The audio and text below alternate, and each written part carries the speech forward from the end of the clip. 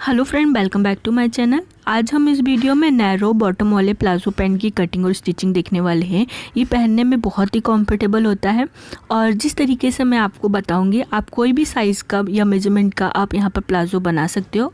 तो यहाँ पर हमने प्लाजो बनाने के लिए जो हमने फैब्रिक लिया हुआ है 2 मीटर है और ये हमारा कॉटन फैब्रिक है। और यहाँ पर हमने देखिए प्लाजो पैंट के लिए हमने यहाँ पर पहले ही 2 फोल्ड में यहाँ पर फैब्रिक को इस तरीके से रखा हुआ है। ये देखिए यहाँ पर हमारा दोनों पार्ट यहाँ पर ओपन है। तो देखिए यहाँ पर हमें सबसे पहले 2 फोल्ड चाहिए प्लाजो पैंट बनाने के लिए। अब यहाँ पर हमारा मार्किंग करना स्टार्ट करते हैं। तो सबसे पहले हमें देखिए ऊपर के साइड से हमें बेल्ट के लिए मार्किंग करना है। तो यहाँ पर हम इलास्टिक डालने वाले हैं, तो इसलिए हम यहाँ पर बेल्ट का जो चौड़ाई रहेगी हम यहाँ पर लेंगे 2 इंच। तो यहाँ पर देखिए इलास्टिक हमारा 1 इंच का रहेगा, तो इसके लिए हम यहाँ पर डबल लेते हैं 2 इंच। तो यहाँ पर हमने 2 इंच पर मार्क कर लिया है। अब इसे हमें स्केल की मदद से सीधी लाइन बना लेनी है। तो देखिए इस तरीके से हम स्केल लेंगे और इसकी मदद से हम यहाँ पर सीधी लाइन बना लेंगे। तो यहाँ पर देखिए हमें लेना है, अब हम यहाँ पर मार्किंग करेंगे हमारी लेंथ की।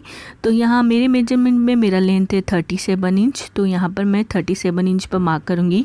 आपका जो भी लेंथ रहेगा आप उस मेजरमेंट पर वहाँ पर मार्क कर सकते हैं। तो यहाँ पर मेरा 37 इंच है। तो यहाँ पर 37 इंच पर हमने मार्क कर लिया है। अब देखिए हमें बॉटम में फ़ोल्ड करने के लिए फैब्रिक की ज़रूरत रहती है। तो यहाँ पर हमारी जितनी भी फैब्रिक है हम उसे देख लेंगे कि कितनी बची हुई है। तो यहाँ पर हमारी है 3 इंच। तो यहाँ पर हम पूरी फैब्रिक को यूज़ कर लेंगे फ़ोल्ड करने के लिए। तो यहाँ पर हम अब कमर की मार्किंग करेंगे। तो यहाँ पर हमारा जो कमर है हम कमर ना लेकर हिप लेते हैं। तो यहाँ पर मेरा हिप है 44 इंच और उसको मैं 4 से डिवाइड करूँगी तो आएगा मेरा 11 इंच। तो मैं यहाँ पर 11 इंच पर मैं अपने कमर का मार्किंग कर लूँगी। तो यहाँ पर देखिए इस तरीके से मेजरमेंट टेप को रखेंगे और 11 इंच पर हम मार्क कर लेंगे। तो यहाँ पर देखिए हमारा जो है कमर की मार्किंग तो हो चुकी है। अब हम लेंगे अपना क्रॉच एरिया का मार्किंग। तो यहाँ पर हमने जो कमर लिया है सेम हमें उसी कमर का मार्किंग यहाँ पर रखना है और कमर के मेजरमेंट में हम 2 इंच प्लस करेंगे, 2 से 3 इंच हम यहाँ पर प्लस करेंगे। तो यहाँ पर मैं कर रही हूँ 2 इंच और यहाँ पर मेरा हो जाएगा 13 इंच। क्योंकि मेरा 11 इंच का हमारा है तो हम उसमें 2 इंच प्लस करेंगे तो हमारा 13 इंच हो जाएगा। अब हमें क्रॉच एरिया का राउंड शेप देने के लिए यहाँ पर आगे की तरफ हमें बढ़ाना है। तो यहाँ पर हम लेंगे 3 इंच।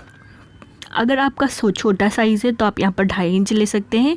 मेरा यहाँ पर बड़ा साइज़ था तो इसलिए मैं यहाँ पर 3 इंच ले रही हूँ। अब हम यहाँ पर आर्म होल का जैसे मार्किंग करते हैं वैसे हमें यहाँ पर मार्क कर लेना है। हमें यहाँ पर राउंड शेप दे दिया है। अब हम यहाँ पर मार्किंग करेंगे हमारे बॉटम का।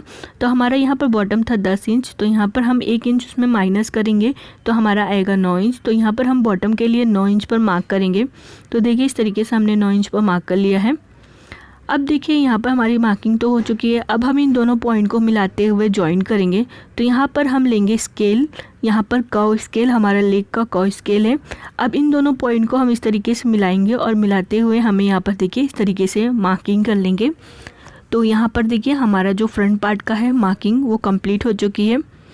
अब हम इसकी कटिंग कर लेंगे। तो फ्रेंड, अगर आप मेरे चैनल पे नए हैं और अभी तक आपने मेरे चैनल को सब्सक्राइब नहीं किया है तो प्लीज़ मेरे चैनल को सब्सक्राइब कीजिए और साइड में जो बेल आइकॉन है उससे भी क्लिक कीजिए जिससे मेरे आने वाले नए वीडियो का नोटिफिकेशन आपको मिलता रहे। तो देखिए इस तरीके से हमारा यहाँ पर फ्रंट पार्ट कट हो चुका है। अब हम अपने बैक पार्ट की कटिंग करेंगे। तो बैक पार्ट के लिए हमें फैब्रिक को फिर से यहाँ पर 2 फोल्ड में ही रखना है और इसके ऊपर हमें फ्रंट पार्ट को देखिए इस तरीके से उठाकर सिर्फ रखना है। हमें यहाँ पर कुछ भी नहीं करना है, सिर्फ हमें यहाँ पर रखना है। अच्छे से फैब्रिक को अच्छे से मिलाते हुए रखना है। तो देखिए इस साइड का हमारा कोई भी यहाँ पर चेंजेस नहीं है। तो हम जैसा हमारा फैब्रिक है सेम हमें उसे कट कर लेना है। तो आपको कट करके दिखाते हैं। तो यहाँ पर हमारा जो भी चेंजेस होने वाला है वो हमारा होगा क्रॉच एरिया के साइड में। तो हम वहाँ पर ही चेंजेस आपको बताते हैं। तो देखिए इस साइड में हमारा कोई भी चेंजेस नहीं था और हमने कट कर लिया। अब हमारा देखिए क्रॉच एरिया वाला जो चेंजेस है हम यहाँ पर मार्किंग करना स्टार्ट करते हैं। सबसे पहले हम यहाँ पर लेंगे क्रॉच एरिया को आगे की तरफ सीधी लाइन से बढ़ाएंगे। तो देखिए यहाँ पर हमने इस तरीके से क्रॉच एरिया वाले मार्किंग कर लिया है। अब देखिए नीचे के बॉटम के साइड में हमें यहाँ पर देना है 1.5 इंच का गैप।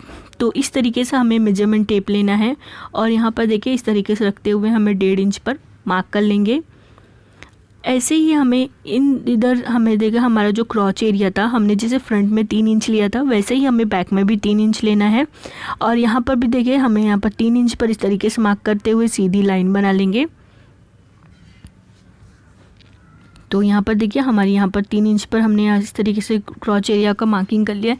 जैसे हमने फ्रंट में राउंड दिया था वैसे हमें बैक में भी राउंड शेप देना है क्रॉच को। तो यहाँ पर हमारे देखिए बैक और फ्रंट दोनों का क्रॉच यहाँ पर दिखाई दे रहा है आपको। अब हम नीचे के साइड में हमें देखिए हमारा स्केल लेंगे और स्केल की मदद से हमें फिर से मार्किंग कर लेनी है अपने लेग की। तो देखिए इस तरीके से हमारा जैसा लेग आया हुआ है सेम हमें उस तरीके से मार्किंग कर लेनी है। तो यहाँ पर देखिए हमारा फ्रंट और बैक दोनों ही रेडी है। अब हम इसे कट कर लेंगे।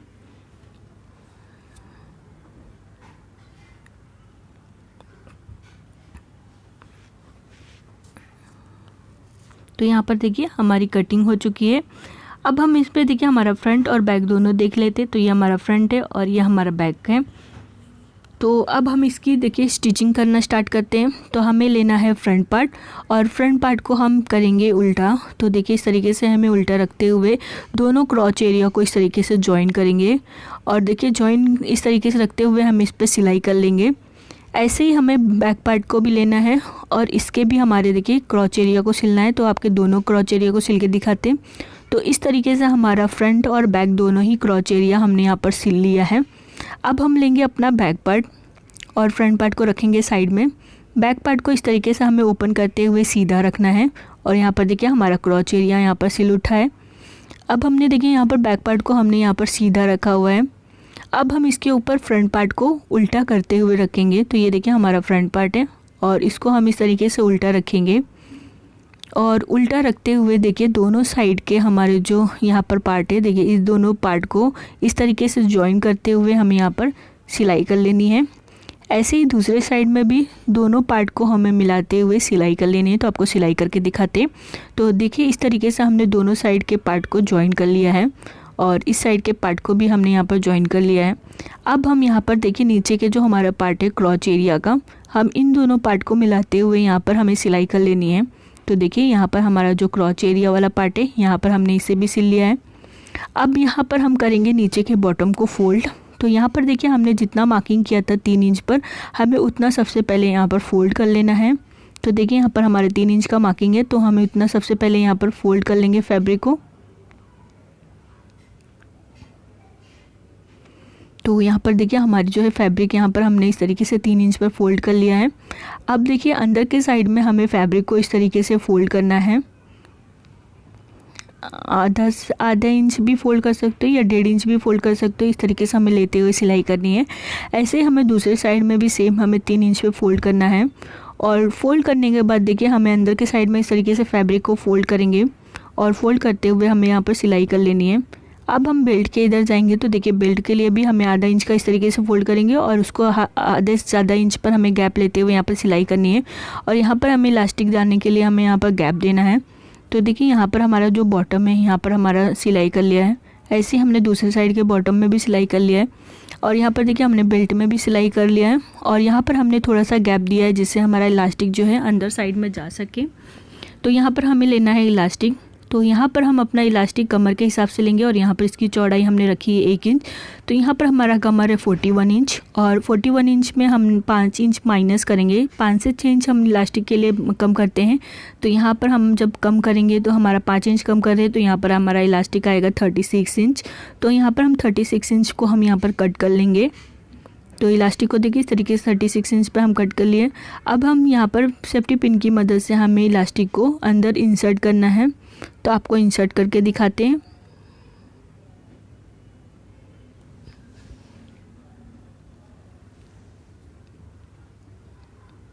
तो देखिए इस तरीके से हमारा जो इलास्टिक है इंसर्ट हो चुका है और इसे हम इसमें देखिए इस तरीके खींच लेंगे अच्छे से हमारे यहाँ पर देखिए इलास्टिक अंदर जा चुका है। अब हम इन दोनों साइड के इलास्टिक को इस तरीके से एक दूसरे के ऊपर लैप करेंगे और इस पर सिलाई कर लेंगे।